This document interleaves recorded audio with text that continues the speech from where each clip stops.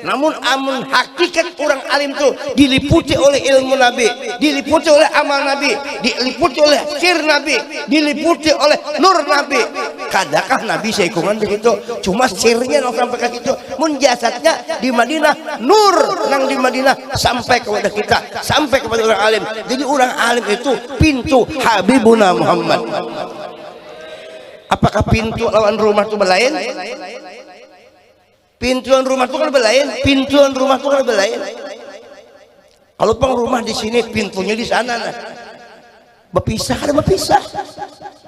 Ini yang jadi pintu itu rumah juga. Sampean kan?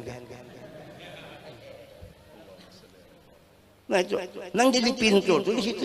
Jadi siapa yang sudah masuk kepada pintu, menjaga sudah di pintu, ngarannya pintu, tapi hakikat itu sudah masuk rumah.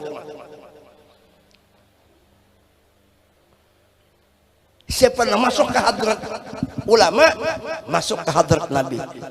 Siapa yang masuk ke hadrat abah mama, hakikatnya masuk juga ke hadrat Nabi. Karena Nabi namanya mencintai nur yang ada di abah, ada di guru, hakikatnya satu hadrat, yaitu nur Sayyidina Muhammad, berkat Nabi Muhammad. Jadi kan ada semacam-macam berkat, berkat kuitan, berkat Nabi, berkat guru, berkat Nabi. Mahal sih seman, jahir mahadirakan Nabi ngerinya. Ziarah kesekumpul hakikatnya menziarahi Rasulullah. Ini orang wali kada mati hayyan karena awal mangitan, baik yang hidup atau yang dikubur. Itu hakikatnya wali itu kada sing matian.